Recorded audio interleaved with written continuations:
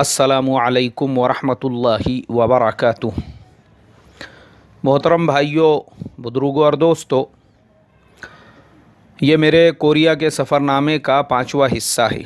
जैसा कि मैंने चौथे हिस्से के आखिर में बताया था कि एयरपोर्ट से हम लोग जब होटल पहुँचे तो तकरीबन मगरिब का वक्त हो चुका था, और मगरिब की नमाज़ पढ़ के जब मैं आराम करने लगा तो रात में 2:30-3 बजे के वक्त में जब मैं उठा ईशा की नमाज़ पढ़ने के लिए और कुछ खाना वगैरह उसका इंतज़ाम करने के लिए, तो मेरे जो रहबर भी थे और मेरे सफ़र के साथी भी थे माइकल, वो भी उठ गए और उनके जहन में कुछ सवालात इतनी रात को आए और वो सवालात मुझसे पूछने लगे। तो मैंने उसको भी रिकॉर्ड कर दिया ताकि हमारे बीच में जो भी कम्युनिकेशन हुआ है उससे और मुसलमानों तक भी ये पैगाम पहुँचे कि हमारे नबी पाक सल्लल्लाहु अलैहि वसल्लम जिस इस्लाम को दुनिया में लेकर आए थे, कुरान पाक में जो इस्लाम है, दुनिया उस इस्लाम को नहीं जानती। दुनिया सिर्फ़ उस इस्लाम को जानती है जिनका बेड़ा आज कुछ मूवमेंट्स, कुछ तंजीमों ने उठाया हुआ है। दुनिया को वही इस्लाम पता है। वो बेचारे के जहन में भी उसी इस्लाम के बारे में कुछ सवालात थे जो उसने मुझसे पूछे। मैंने वो उसके सवालात, अपने जवाबात को रिकॉर्ड करके ऑलरेडी आप लोगों की खिदमत में सबक नंबर 738 और सबक नंबर 739 के उन्वान से मैं भेज चुका हूँ। आप उसको सुन सकते हैं, उसके सवालात भी और मेरे जवाबात भी। अब अगला जो दिन आया, अगले दिन चूँकि हमारा प्रोग्राम यही था कि भाई अभी कॉन्फ्रेंस शुरू होने में 2 दिन बाकी है, तो हम लोगों को ऐसे साथियों से मुलाकात करनी है जिनके अंदर हम कुछ एहसास पैदा कर सके दीन की दावत के ताल्लुक़ से। और वही प्लान करके हम लोग नाश्ते वगैरह से फ़ारिग हुए और वो पूरा मैंने एक प्रोग्राम बनाया और उसके एतबार से हम लोग निकले। अल्हम्दुलिल्लाह हमारी पहली जो मंजिल थी, जहाँ पे हमको पता चला कि वहाँ पे कुछ तर्किश भाई जो है उनकी दुकानें हैं, हम लोग उनके पास पहुँचे, उनसे बातचीत की, मुलाकात की। लेकिन प्रॉब्लम ऐसा, वो अल्लाह के बंदों को अंग्रेज़ी नहीं आती बराबर से, और मुझे उनकी ज़ुबान नहीं आती थी, और वो लोगों को कोरियन आती थी। फिर मैंने माइकल से इंग्लिश में बातचीत की, माइकल उनको कोरियन में समझाता रहा। इसी तरीके से हमारा उनका कम्युनिकेशन हुआ और हम उनके अंदर यही एहसास पैदा करते रहे कि भाई सहाबा इकराम की औलादों में से तुम हो। तुम्हारे मुल्कों के अंदर सहाबा इकराम रिज़वानुल्लाहि ताला अलैहिम अजमाइन ने इस्लाम का झंडा लहरा दिया था। आज तुम दुनिया के दूसरे मुल्कों के अंदर पहुँचे हो तो तुम्हारी ये ज़िम्मेदारी बनती है कि तुम उन इलाक़ों के अंदर खाली रुपया, पैसा और डॉलर, पाउंड जमा करने में अपनी ज़िंदगी को मत बर्बाद करो, बल्कि अपनी आखिरत का सरमाया, और वो सरमाया ये है कि उन मुल्कों के अंदर उस काम को, उस मेहनत को जो सहाबा इकराम का मकसद था और जिसके लिए सहाबा इकराम ने अपने बस्तियों को, अपने इलाक़ों को, अपने शहरों को छोड़कर पूरी दुनिया को अपना मस्कन बना दिया, यही आपका भी मकसद है। माशाअल्लाह वो साथियों के बात समझ में भी आई। फिर हमने एक तरतीब ये बनाई कि एक साथी ने और भी अतराफ़ में जो दुकान वाले थे उनको अपने यहाँ पे बुला लिया, और फ़ोन करके जब बुलाया तो माशाअल्लाह फिर एक छोटी सी हमारी मजलिस ही हो गई। इत्मीनान और सुकून के साथ हम लोग उनके साथ बातचीत करते रहे, और बातचीत करने के बाद फिर उन भाई साहब ने हमको ये बताया कि देखो फ़लानी जगह पर एक अरब रेस्टोरेंट है, अक्सर मुसलमान जो है खाना खाने के लिए वहीं आते हैं। तुम ऐसा भटकते फिरोगे ना तो तुमको पता नहीं चलेगा मुसलमानों की होटलें कहाँ पर है, मुसलमानों की दुकानें, और तुमको पता भी नहीं चलेगा चेहरे वगैरह से भी कि कौन साहिब ईमान है, कौन साहिब ईमान नहीं है। तो सबसे बेहतरीन तरीक़ा और बेहतरीन रास्ता ये है, तुम उस रेस्टोरेंट के अंदर चले जाओ, वहाँ पर जाओ। दोपहर का वक्त जब होगा, उस वक्त के अंदर बहुत सारे लोग, बहुत से उर्दू हिंदी समझने वाले मुसलमान भी वहाँ पे आते हैं, तो तुम उनको अच्छे तरीक़े से समझा सकते हो, वहाँ पे सबसे मुलाकात हो सकती है। और माशाअल्लाह ये फ़ॉर्मूला हमारा एकदम सक्सेस रहा। फिर हमने उनसे हलाल रेस्टोरेंट जो था उसका एड्रेस वगैरह पूछा, और वो सारे वीडियोज़ मैं ऑलरेडी अपने यूट्यूब अकाउंट पे अपलोड कर चुका हूँ। तो मैं सफ़रनामा सुनने वाले तमाम ही भाइयों से दरख्वास्त करूँगा کہ جو میں یہاں پہ آپ کو سنا رہا ہوں اس سے بھی زیادہ ویڈیوز میں آلریڈی میرے یوٹیوب اکاؤنٹ پہ مولانا اکبر ہاشمی آپ یوٹیوب میں ڈالیے، ہمارے چینل کے اوپر جائیے، وہاں پہ آپ کو یہ سارے پریکٹیکل ویڈیوز بھی آپ کو دیکھنے کے لیے ملیں گے، کوریا کے حالات بھی دیکھنے کے لیے ملیں گے، اور الحمدللہ اور مزید آپ کو معلومات ہوں گی۔ تو ہم لوگ جو ہے ابھی یہ بھی دیکھو خدا کا نظام کہ ماشاءاللہ اللہ تبارک و تعالی نے اسلام کی تبلیغ کے لیے ایک عیسائی کو، ایک کرسچن کو میرا رہبر بنایا، اور وہ بیچارہ میرے ساتھ میں چل رہا ہے ترجمانی کرتے کرتے، اور ہم تبلیغ کر رہے ہیں اسلام کی، دین کی، اور ٹرانسلیشن کا کام کر رہے ہیں ہمارے ایک عیسائی بھائی۔ یہ خدا کا نظام جو قرآن پاک میں اللہ تبارک و تعالی نے فرمایا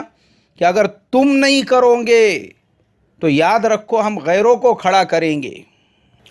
وَإِن تَتَوَلَّوْا يَسْتَبْدِلْ قَوْمًا غَيْرَكُمْ ثُمَّ لَا يَكُونُوا أَمْثَالَكُمْ۔ سورہ محمد کے اندر اللہ تبارک و تعالی فرماتے ہیں، اور سیم مثال ہمارے ساتھ میں ایسی ہی ہوئی، اور ماشاءاللہ وہ بیچارہ میری رہبری بھی کر رہا ہے، اور ہم لوگ پتہ پوچھتے تقریباً ٹیکسی کے ذریعے سے کئی کلومیٹر کا سفر طے کر کے وہ عربک ریسٹورنٹ تک بھی پہنچ گئے۔ وہاں پر جب ہم پہنچے تو وہ بھائی صاحب کی بات بالکل صحیح نکلی، 4 لوگ آلریڈی وہاں پہ بیٹھے ہوئے تھے، اور ہم نے جب سلام کیا، ملاقات کی، تو ماشاءاللہ وہ ہماری ہندی اور اردو زبان کو اچھی طرح سے سمجھتے تھے۔ پھر ان بھائیوں سے جب بات چیت ہوئی تو ہم نے کہا ٹھیک ہے، پہلے کھانے سے فارغ ہو جاتے ہیں، پھر اس کے بعد انشاءاللہ بیٹھ کر بات کریں گے۔ ہم لوگوں نے بھی کھانا کھا لیا، کھانا وغیرہ اس سے فارغ ہوئے، پھر وہ بھائی بیٹھے ہوئے ہی تھے، پھر ہم لوگ ان کے ٹیبل کی طرف آئے، بات چیت کی، اور وہی ساری باتیں صحابہ اکرام کے قربانیوں والی، صحابہ اکرام کے محنتوں والی۔ ان بھائیوں نے کہا کہ الحمدللہ ہماری چھوٹی سی ایک بستی ہے، کچھ مکانات ہے ہمارے وہاں پر، جو ہمارے ملک سے لوگ یہاں پہ محنت کرنے کے لیے آئے ہوئے ہیں، مزدوری کرنے کے لیے آئے ہوئے ہیں، تو ایک جگہ پہ ہم لوگوں نے ایک چھوٹا سا جماعت خانہ بنایا ہوا ہے، وہیں پہ ہم لوگ نماز پڑھتے ہیں، اور الحمدللہ نمازوں کے بارے میں تو ہم لوگ ماشاءاللہ اچھی فکر کرتے ہیں۔ میں نے ان سے کہا دیکھو یہ نمازوں کی فکر کرنا، اپنے عبادات کی فکر کرنا، اپنے ایمان کی فکر کرنا، یہ اپنی حد تک ہو گیا۔ مسلمان کو اللہ نے عابد بنا کر نہیں بھیجا، مسلمان کو اللہ نے داعی بنا کر بھیجا۔ قرآن میں کیا فرمایا؟ وَإِذْ قَالَ رَبُّكَ لِلْمَلَائِكَةِ إِنِّي جَاعِلٌ فِي الْأَرْضِ خلیفہ، اللہ نے آپ کو خلیفہ بنایا ہے۔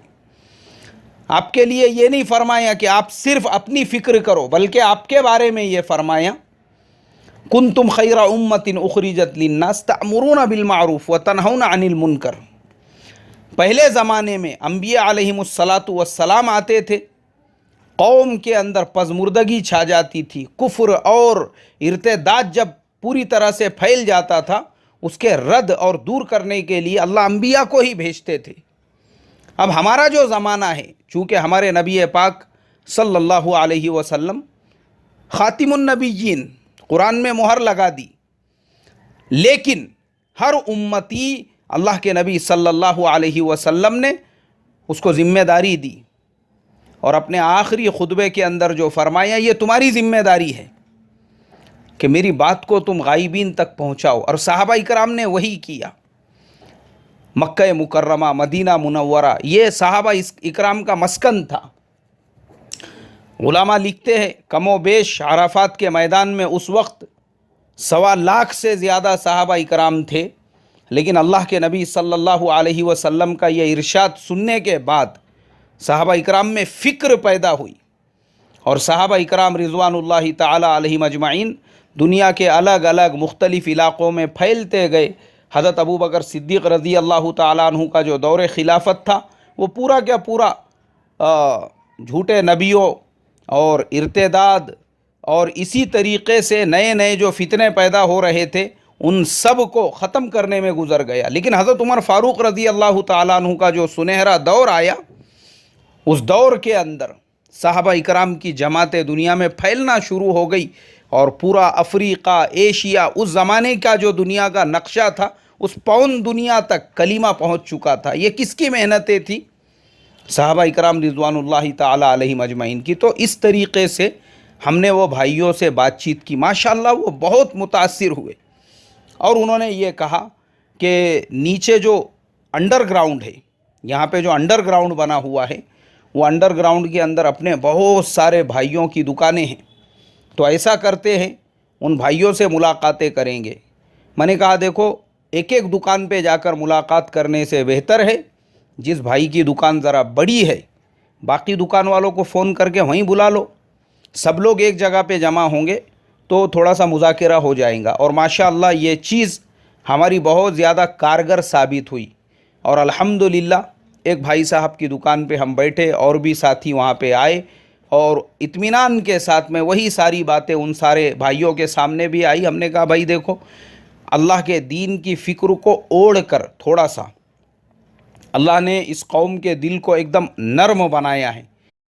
میں نے ان کو مثال دے کر بتایا، میں نے کہا دیکھو، ہمارے ایک بزرگ تھے حضرت مولانا یونس صاحب رحمۃ اللہ علیہ، پونا والے۔ ہمارے مولانا اکثر ایک واقعہ سناتے تھے کہ کسی علاقے میں اللہ کے دین کی محنت کے سلسلے میں سفر ہوا، مسجد کے اندر پہنچے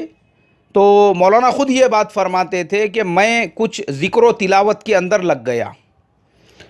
اور ہمارے ایک بڑے اکابر، ایک بزرگ ہمارے میاں جی محراب، وہ سفر میں ساتھیوں کے ذمہ دار تھے، وہ حضرت مولانا کے قریب آئے، کہا کہ مولانا کیا کر رہے ہو؟ بولے حضرت میں کچھ پڑھتے بیٹھا ہوا ہوں۔ تو میاں جی محراب نے ہمارے مولانا یونس صاحب رحمۃ اللہ علیہ سے کہا کہ مولانا آپ نے سب سے اونچا عمل کیوں نہیں کیا؟ بولے میاں جی سب سے اونچا عمل کون سا؟ بولے دیکھو، اس بستی میں جب تم آئے ہو اور یہاں پہ تم اگر سب سے پہلے یہ فکر کرتے کہ اس بستی میں اللہ کا دین کیسے زندہ ہو جائے، اس بستی کے 100% لوگ اللہ کی ماننے والے کیسے بن جائے، تو تمہاری فکروں پر بھلے ہی آج دین زندہ نہیں ہوتا، لیکن سال بعد، 10 سال بعد، 100 سال بعد بھی اگر اس بستی کے اندر اللہ کا دین زندہ ہو جاتا تھا تو اللہ تبارک و تعالی تمہارے نام اعمال میں بھی اس کا ثواب لکھتے تھے، اس لیے کہ تم نے بھی اس بستی کے اندر دین کے زندہ ہونے کی فکریں کی تھی، یہ سب سے اونچا عمل ہے۔ میں نے ہمارے وہ اردو ہندی سمجھنے والے جو بھائی تھے ان لوگوں کو یہی کہا، حالانکہ وہ بیچارے ہندوستان کے نہیں تھے، وہ اور ملکوں سے تعلق رکھتے تھے، لیکن ماشاءاللہ اردو ہندی بہت اچھی طرح سمجھ جاتے تھے۔ میں نے ان کو سمجھایا، میں نے کہا دیکھو، آپ کے ملک میں بھی بہت سارے اللہ کے ایسے جیالے پیدا ہوئے، زندگیاں لگا دی انہوں نے، افریقہ کے بعض ملکوں میں دین کو زندہ کرنے کے لیے ہمارے پاس کارگزاریاں ہیں۔ میں نے کہا ماشاءاللہ وہ ساتھی بہت متاثر ہوئے، اور میں نے کہا دیکھو، ہمارے بڑے جیسا فرماتے ہیں اس ملک کے اندر بھلے 100 سال بعد میں دین زندہ ہوگا، لیکن آج اگر آپ لوگ فکریں کرو گے، اللہ تبارک و تعالی آپ کی فکروں پر جب بھی دین زندہ ہوگا آپ کے نام اعمال کو محروم نہیں رکھیں گا اس کے ثواب سے۔ اب حالانکہ میرے محترم دوستو، چونکہ میں وہاں پہ کوئی جماعت میں نہیں گیا تھا، بلکہ میں تو اپنا پرسنل ایک دوسرے کام سے گیا تھا، لیکن چونکہ یہ میری ذمہ داری تھی، جتنا میرے سے ہوا میں نے اپنے ترتیب اور اپنے طریقے سے وہاں پہ کام کیا، ساتھیوں کو جوڑنے کی فکر کی، اور ان کے اندر جو ہے ایک جذبہ پیدا کرنے کے لیے ہم نے یہ ساری ملاقاتیں کی۔ اب یہ سب ہونے کے بعد ماشاءاللہ، چونکہ ہم لوگوں کو واپس اپنی ہوٹل کی طرف بھی آنا تھا، وہاں ایک سب سے بڑا مسئلہ یہ دیکھا میں نے کہ جیسے ہی مغرب کا وقت ہو جاتا ہے، یعنی جیسے ہی سورج غروب ہو گیا، اکثر جو دکانیں ہیں وہ بند ہونا شروع ہو جاتی ہیں، خاص طور پہ انڈر گراؤنڈ کی۔ اور ماشاءاللہ وہ لوگوں کی لائف میں جو ڈسپلن ہے، یہ چیز نے مجھے بہت زیادہ متاثر کیا۔ مغرب کے فوراً بعد وہ لوگ رات کا کھانا کھاتے ہیں، جیسے ہی مغرب کا وقت ہو گیا، جیسے ہی سورج غروب ہو گیا، اندھیرا چھانے لگ گیا، فوراً اکثر جو انڈر گراؤنڈ کی دکانیں تھیں وہ تو تقریباً بند ہو چکی تھی، اور اس کے بعد میں اوپر کی بھی جو بڑی بڑی دکانیں تھیں وہ دکانیں بھی انہوں نے بتائی کہ یہ زیادہ دیر تک کھلی نہیں رہتی. ہمارے یہاں پہ زیادہ دیر راتوں میں جاگنے کا یہ لوگوں کا معمول نہیں ہے. اکثر لوگ جیسے ہی اندھیرا ہو گیا وہ لوگ رات کا کھانا کھا لیتے ہیں اور اس کے بعد اپنے آرام کی فکر کرتے ہیں. تو پتہ یہ چلا میرے محترم دوستو، نبی پاک صلی اللہ علیہ وسلم کی وہ ساری سنتیں جو ہم مسلمانوں کے زندگیوں میں ہونا چاہیے تھی، ماشاءاللہ آلریڈی وہ کورین لوگوں کی زندگیوں کے اندر ہے. اسی لیے دنیا میں جو آج وہ راج کر رہے ہیں، جو ترقیات سے اللہ نے ان کو نوازا ہوا ہے، وہ انہی سنتوں کی برکت سے. حالانکہ ان کو پتہ نہیں ہے کہ یہ سنت ہے، لیکن ماشاءاللہ ان کے زندگی میں ہے. اب انشاءاللہ اس کے بعد کا جو سفر نامہ ہے وہ کل بیان ہوگا. السلام علیکم ورحمۃ اللہ وبرکاتہ.